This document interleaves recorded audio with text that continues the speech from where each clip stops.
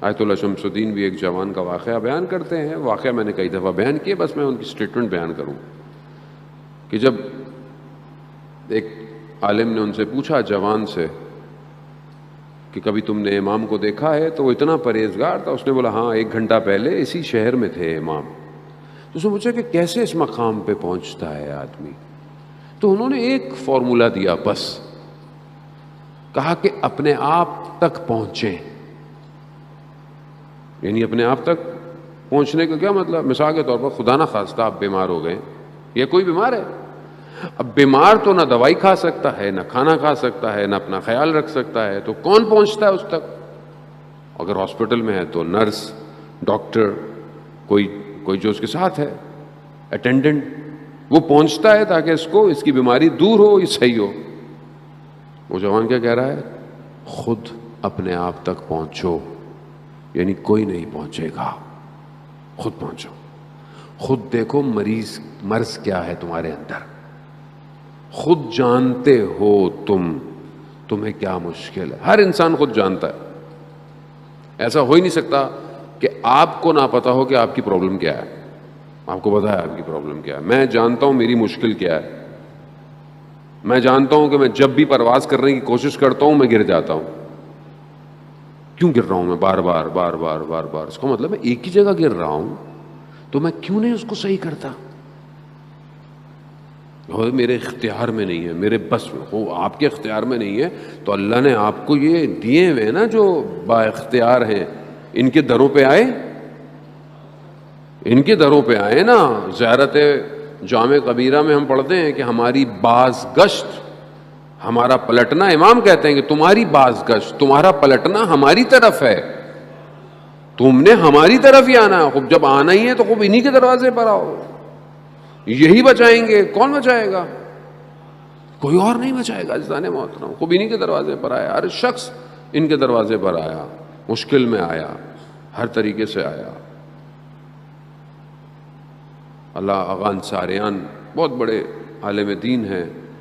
Covid کی وجہ سے وہ بھی بہرحال اس سال مجالس نہیں پڑھ پا رہے ہیں. اللہ تعالیٰ ان کو شفاء کاملہ عطا فرمائے. وہ حرم امام رضا میں مجلس پڑھ رہے تھے. خادم کا ایک واقعہ بیان کیا انہوں نے. خادم حرم کا سو رہا ہے، اس نے خواب میں دیکھا. ظاہر ہے حرم کا خادم ہے، اس کا خواب بھی ویسے ہی ہے کہ امام آئے، کہا فلانے دروازے پر کوئی آیا ہے، اس کی حاجت کو پورا کرو. حرم کے بہت سارے دروازے ہیں، خدا آپ سب کو حرم امام رضا کی زیارت نصیب فرمائے. خوب کیا شان و شوکت ہے اس حرم کی، کیا کیفیت ہے اس حرم کے. ہر صحن کے اندر ایک الگ احساس پیدا ہوتا ہے. اتنے سال گزر گئے مجھے کہ انہی کا کرم ہے سب کچھ، جو بات اب تک بنی ہوئی ہے انہی حرم کے اس صحن میں. آج تک مجھے یاد ہے جب میں پہلی دفعہ زیارت پہ بھی گیا تھا، اس کے بعد امام نے ہمیں بلا ہی لیا، پڑھنے ہی آ جاؤ، یہیں کے ہو جاؤ. وہ جو کیفیت ہے میں آج تک اس کو محفوظ کیے ہوئے ہوں، اس صحن میں جو گوہر شاد کا صحن ہے. اور آپ یقین کریں، میری پوری کوشش ہوتی ہے کہ چاہے میں 1 دن جاؤں، 2 دن جاؤں. ابھی بھی مولا نے مجھے اپنی ولادت پہ بلایا، وہاں پہ جشن پڑھنے کے لیے بھی. شب میں، سحر میں جب میں وہاں جاتا ہوں، اتنی عنایت ہے، اتنا کرم ہے، اتنا کرم ہے، میں آپ کو الفاظ میں بیان نہیں کر سکتا. امام ایسی وادی میں لے جاتا ہے آپ کو کہ یہ اس حدیث کا مصداق ہے کہ خدا نے ہمارے ذریعے سے اپنے آپ کو پہچنوایا ہے. وہاں جاتے ہی مطلب توحید لبریز ہونا شروع ہو جاتی ہے. اب خادم گیا، دروازے پہ گیا، جا کے دیکھا تو کوئی شخص نظر نہیں آیا. جب دیکھا تو ایک کتا ہے. کتے نے جیسے خادم کو دیکھا تو مشہد کی گلیوں میں چلنا شروع ہو گیا. جاتے جاتے دیکھا ایک جگہ سڑک کنارے جو پانی بہ رہا ہوتا ہے، اس کے اوپر جالی لگی ہوئی ہے، نالا جو ہوتا ہے صاف پانی گزرنے کا. دیکھا اس کا بچہ اس جالی میں پھنسا ہوا ہے. انہوں نے دیکھا، اس کو نکال لیا.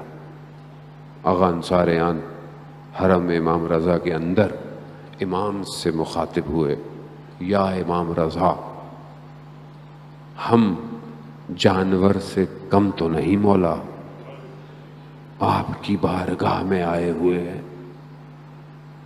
کوئی نہیں بچائے گا ان کے علاوہ عزیزان محترم. یہ جو مشکل ہے نا صرف متصل ہونے کی دیر ہے، بس توسل کریں.